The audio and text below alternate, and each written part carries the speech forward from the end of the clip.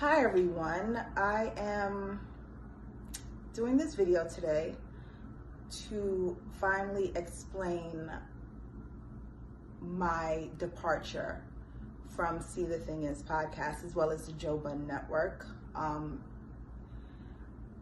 sat with this for 3 months anxiously debating with myself whether I feel comfortable enough to express my reasoning for my departure. I have to read this because it's a lot. After 3 long months of anxiously debating whether I feel comfortable enough to express my departure from the See the Thing Is podcast. I'm sorry. I don't even want to do it again. I just want to get this over with because it's been a lot on my spirit. Yeah. I've had a lot of sleepless nights in the past couple of months. I have constant reminders of what has transpired, so I just kind of have to bear with me as I try to get this out. My departure from See the Thing Is podcast, as well as the Joe Budden Network, I am here today to still uncomfortable, but find the bravery to finally speak on a very embarrassing situation. Not only to start my healing process, but to help give encouragement to others who have similar stories of sexual harassment in the workplace. On January 18th, 2021, Joe Budden sat in on a recording of the female-led podcast I was a part of and continuously made sexual suggestive remarks to me that made me extremely uncomfortable, as well as fearful of dampening the mood if I didn't laugh along while he made those sexual remarks to me. Those moments were not only, excuse me, those moments not only live on the internet forever, it also forced me in the decision of quitting the podcast. And I'm now in a place where it was traumatizing, embarrassing, and I've decided that I have to actually speak up because not only was it important for me to walk away from it, it also is important for me to speak up, not only to help heal myself, but also to probably help others in the future and let them know that this probably wouldn't be the best situation for you to enter into working with this person.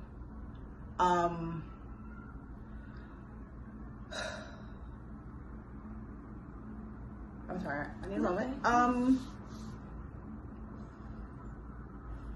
Within these past 3 months, I'm gonna just be very frank. Within these past 3 months, after I left, I've been feeling stuck. Mentally, emotionally. I've even had to have a conversation with my daughter on why it's important for you to speak up when somebody crosses a boundary with you, because there is now footage of her mother on the internet with somebody crossing a boundary with her mother, and that's on there forever. And I want to lead by example and let her know that that is not how somebody should speak to you.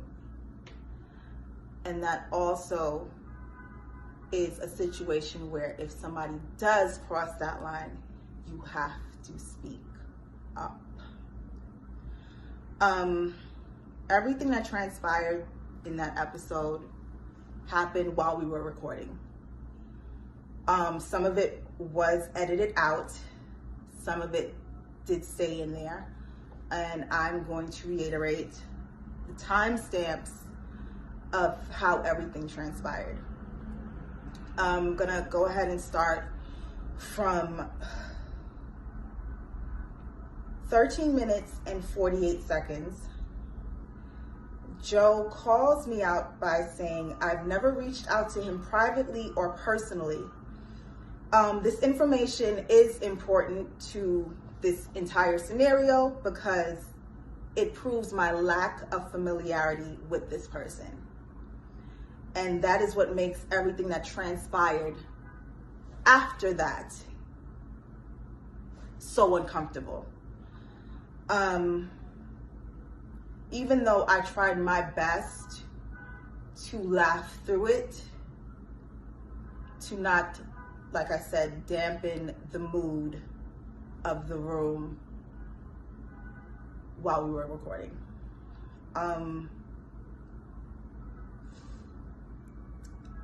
At 14 minutes 34 seconds, there's an edit in the recording because Joe says him and I should speak more because, quote, he's been wanting to fuck me since we've met. Everyone in the studio, including production staff, laughed uncomfortably while one of my co-hosts confirmed that to be true. I am mortified by this revelation, not only because it's revealed while we are amongst the presence of all of the production staff, but it's also being done while we are also recording audio as well as visual. That scene was cut out, and it jumps to Joe repeating, we should speak more because we have the least dialogue. At 19 minutes and 26 seconds, another edit happens because Joe makes another suggestion to having sex with me. This is shown,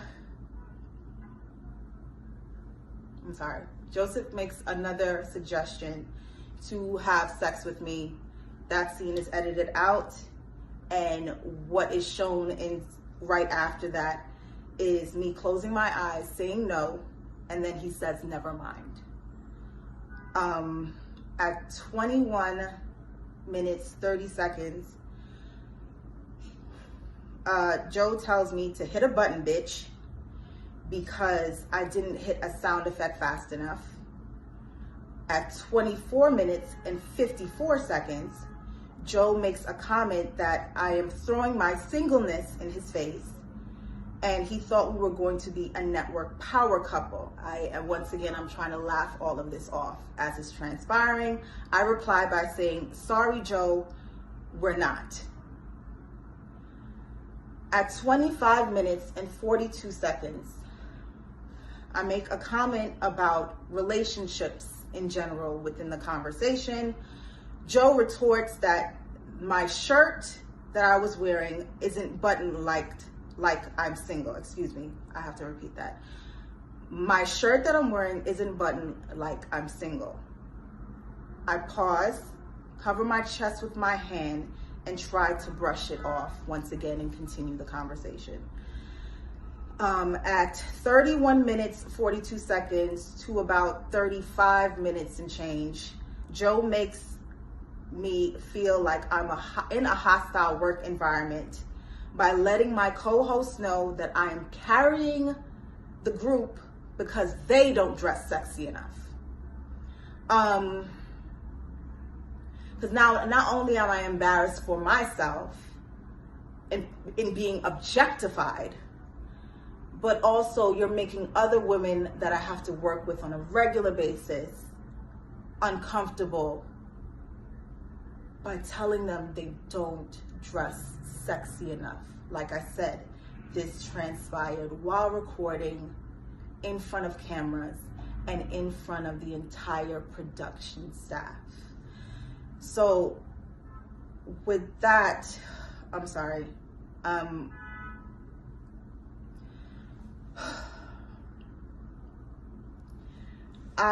pretty much react by looking away and looking down in discomfort several times, because he has also said this in the past, and it actually created a passive aggressive and competitive environment with myself and my former co-host, where she admittedly attempted to shut down every idea I brought to the table because it wasn't well received by Joe and Ian, his business partner. That same former castmate often relayed group chat conversations back to Joe, which I personally felt was done because she wanted to secure her spot as his favorite, because he's made it clear to the entire group that he favorites me. Fast forward, we usually take a pause for about 10 to 15 minutes during recording to kind of regroup and get to the next segment. During that break, I leave the studio to go inside of the green room where Joe is sitting there alone. He asked me if I was okay, and I just immediately said yes, to not even try to further any sort of conversation or uncomfortableness. He then tells me he's gonna come back and sit with us and just give an on-air hug to lighten the mood. I say, okay. Fast forward to 2 hours, 16 minutes, and 3 seconds into the show. Joe returns and he mentions us and just giving us our accolades as we've been doing good thus far. This scene is edited once again because, let me rephrase that, let me go back. He goes down the line to give everyone their accolades. He starts with Mandy, he goes to Bridget, and then once he gets to me, the scene is edited again because he says Olivia is unique because I want to fuck Olivia and the fans love her. That scene is edited out. Those words are edited out. But what's left there is me widening my eyes in shock and embarrassment, because after he asked if I was okay and he said he would come back to lighten the mood, I didn't think he would once again reference to wanting to have sex with me. At 2 hours, 17 minutes, and 5 seconds in the timestamp, Joe asks if he can give me an on-air hug. My co-host said yes, they insist, and I slowly get up to hug him. Still apprehensive, I give him a hug somewhat of a distance to kind of hug, no pelvis there. It's unbeknownst to me until I actually watch back the episode that he was moving his hips while he was hugging me. I laugh uncomfortably because I don't know what else to do at that point. It's nervous laughter at this point. Everyone else is like kind of chuckling, and I sit back down, and at 2 minutes, 17 seconds, and I'm trying to like just get all of this out because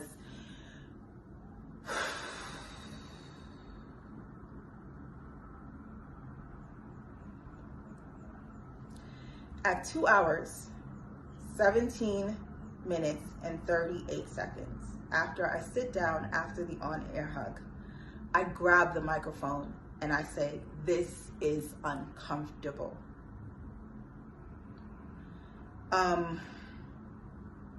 That's pretty much the end of the episode that was recorded.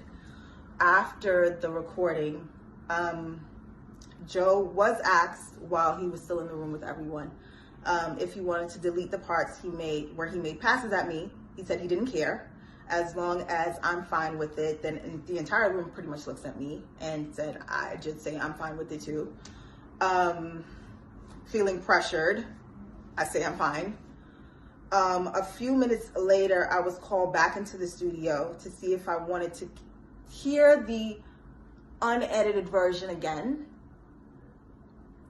and decide if I really want to keep it in there. I listened to it again, and in my ears, it sounded like everyone was laughing. So who am I to say this needs to be taken out? I don't have much say in this situation. I've already been belittled in this situation by being sexually harassed and objectified. Because just to break from me having these bullet points, at the end of the day, that's what sexual harassment in the workplace especially is. Belittling someone, taking away their dignity in those moments of seeing them less than.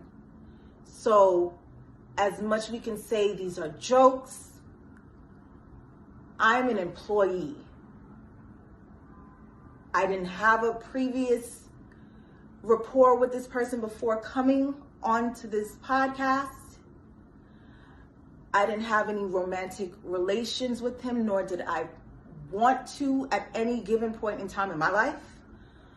And many would probably ask, well, if you know the history of Joe Budden, well, why would you sign on to do something like that? Let me tell you right now, if you're going to work and your intention is just to go in and do your job, it should be just that, no matter who's there. If you have no dealings with this person, they even admit to having no outside conversations with you up until that point. At no time should anybody feel comfortable enough to say anything of that nature to you. I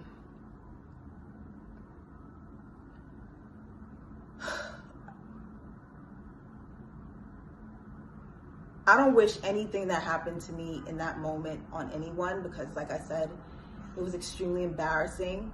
I am mortified that when people search Olivia Dope, the brand that I've spent 10 years at least building, that comes up. I am mortified that after I quit, I had to have a heart-to-heart conversation with the child I gave birth to. I'm sorry, just let this pass. It's New York. It's New York. I am mortified that I had to have a conversation with the child that I gave birth to, because she can find it on the internet. Her friends can find it her teachers can find it on the internet and say, look, that's your mother being belittled and sexually harassed and called a bitch. And I had to explain to her that is not how someone speaks to you. And told her, if someone does do that, you have to speak up. But I didn't myself speak up until this point. So I was being a hypocrite. How can I tell my child, when someone sexually harasses you, you have to tell someone you have to speak up, and I'm not doing the same thing? So that is literally why I'm here today, to speak up for myself, start my healing process, like I said, and continue on with using my voice. There was attempts to intimidate, attempts to silence me. I can't be silenced.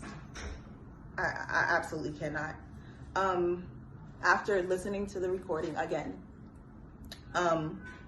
Joe wasn't there. I listened to the recording with some of the production staff members. Once again, everyone, chuckled. So I'm like, well, I mean, if everybody's chuckling, just keep that in there. It wasn't until one of my castmates, Mandy, informs me that although the audio sounds funny, I looked uncomfortable. She looked over me and she saw that I was uncomfortable. So she suggested that we shouldn't keep those moments in the episode. And I agreed because I was uncomfortable. So they were edited out.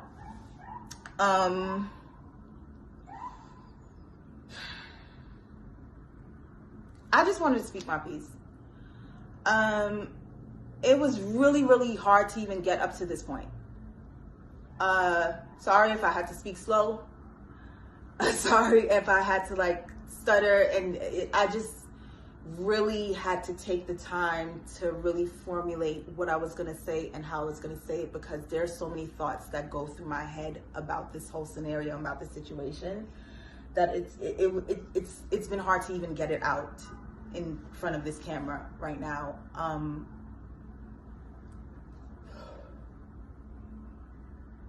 At this point in time, I just recommend any woman that thinks about working with this person in any capacity, please think again. I should have walked into this situation doing a bit more research on how work environments are with him. I should have taken heed to the accusations that have been in the past, even though they are more so in his personal life. Those should have been red flags for me as well. But at the end of the day, regardless of all of that, no one should ever feel comfortable enough to speak the way that person spoke to me. Ever. No one should ever feel comfortable enough to make a workplace environment completely hostile and toxic the way that person did.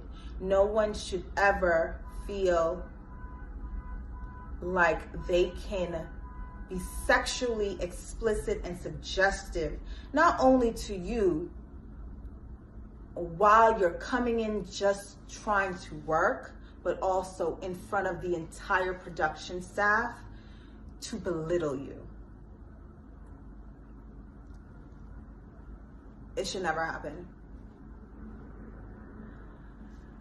After I left, once I decided to quit, I informed my lawyer. My lawyer got on a phone call with his lawyer and informed his lawyer that these are the reasons why my client is leaving this network. She will not be returning.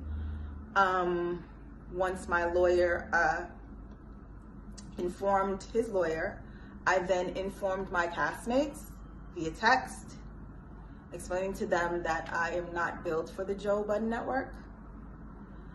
My apologies to them, but I've prayed on it, I've meditated on it, but this is just not the right fit for me. No one responded in that moment, and I was removed from the group chat. But I did speak to both of them a week after. Also, after my departure, Joe then went on his podcast and made this statement. Excuse me, hold on one second.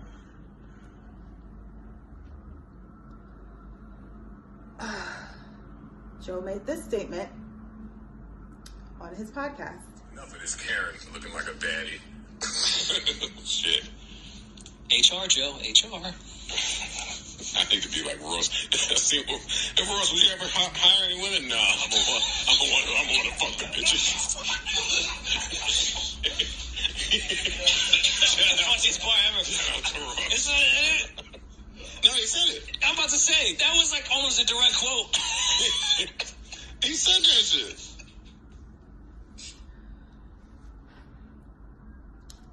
If I hire any women, I'm going to want to fuck them bitches, is what he said after my departure from the podcast. I'm saying this situation one time and one time only. I have to just do this to start my healing process, because if I sit and let this fester inside of me any longer, I will not be good. I don't even know what to say at this point. I pretty much said my piece. I'm pretty sure I'm going to take a social media break after this, because yeah, I wish everybody love, peace, and that's it. But I'm going to be doing what I need to do to move on from this situation, and signing off.